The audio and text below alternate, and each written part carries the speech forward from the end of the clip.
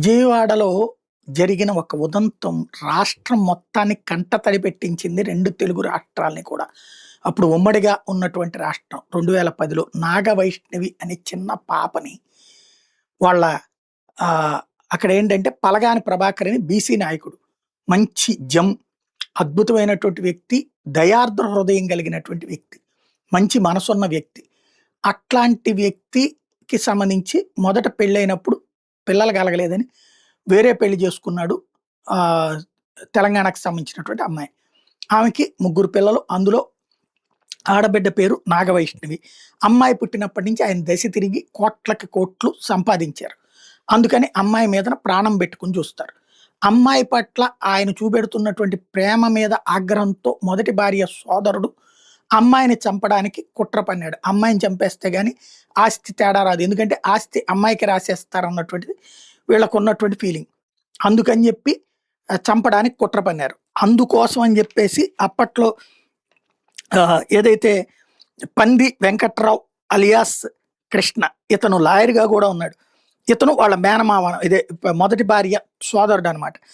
ఇతనికి వాస్తవంగా ఇతనికి కుట్రలో భాగంగా ఇప్పుడు పలగాని ప్రభాకర్ తన మేనకోడలు మొదటి పెళ్లి చేసుకుంటే పిల్లలు పుట్టి చనిపోతుండటంతో నిజామాబాద్కి చెందిన నర్మదాదేవి రెండో పెళ్లి చేసుకోవడం, వాళ్ళకి 2 కొడుకులు కుమార్తె నాగవైష్ణవి పుట్టడం. నాగవైష్ణవి పుట్టాక ప్రభాకర్ వ్యాపారం వృద్ధి చెందడంతో తన అక్క కాపురం బాగుపడదని భావించినటువంటి ఈ ఎవరైతే పంది వెంకట్రావు అలియాస్ కృష్ణ తన బంధువైన మోర్ల శ్రీనివాసరావుకి 50 లక్షల రూపాయలు ఇస్తానని ఒప్పందంగా చూసుకుని శ్రీనివాసరావు తన వద్ద పనిచేసే జగదీష్ సాయంతో 2010 జనవరి 30 నాగవైష్ణవి సోదరుడు తేజేష్ గౌడ్తో కలిసి ఇంటి నుంచి కారులో బయలుదేరితే ఫాలో అయ్యి దారిలో రాళ్లేసి కారుని ఆపి ఆ తర్వాత డ్రైవర్ని పొడి చేస్తే తేజేష్ ఏమో అక్కడి నుంచి పారిపోయాడు. నాగవైష్ణవి వాళ్ళకి చిక్కింది. అమ్మాయిని వేరే కారులోకి ఎక్కించారు. ఆ కారులో ఎక్కించినప్పుడు అమ్మాయి అరుస్తోందని చెప్పేసి పీక పిసికేశారు. కారులోనే చచ్చిపోయింది. చచ్చిపోయిన శవాన్ని తీసుకొచ్చి గుంటూరు దగ్గర ఆటోనగర్లో ఉన్నటువంటి ఒక కార్ఖానాలో ఒక డ్రమ్ములో పెట్టేసి నిలువునా తగలబెట్టేశారు. ఆ అమ్మాయి మృతదేహం కోసం గాలించి అంటే బతుకుందని 2 రోజుల పాటు వెయిట్ చేశారు. చివరికి వాళ్ళు కన్నీటి పర్యంతం అవుతూ ఎంత డబ్బులైనా ఇచ్చేస్తాను, నా ఆస్తి అంతా రాసి ఇచ్చేస్తాను, నా బిడ్డ నాకు ఇవ్వండి అంటూ ఆ తండ్రి ఆ రోజున కన్నీటి పర్యంతమైనటువంటిది నేను స్వయంగా కవరేజ్ చేశాను. ఆ రోజున టీవీ 9లో ఉన్నప్పుడు ప్రభాకర్ గారు ఎంతో బాధగా ఆ రోజున నా దగ్గర ఏడ్చినటువంటిది. ఆ రోజున మేము కూడా చాలా సీరియస్గా ఎఫర్ట్ పెట్టాం. తీరా చూస్తే 2వ రోజుకి ఆ బూడిద మాత్రమే దొరికినటువంటి పరిస్థితి.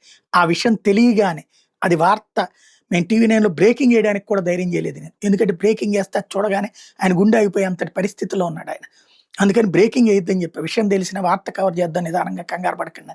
ఈలోపు వేరే ఛానల్లో బ్రేకింగ్ వేశారు. అది చూడగానే అలాగే కుప్పకూలిపోయాడు ఆయన. ఆ తర్వాతన ఈ కేసు సందర్భంలో వాళ్ళ అమ్మ కూడా చనిపోయింది.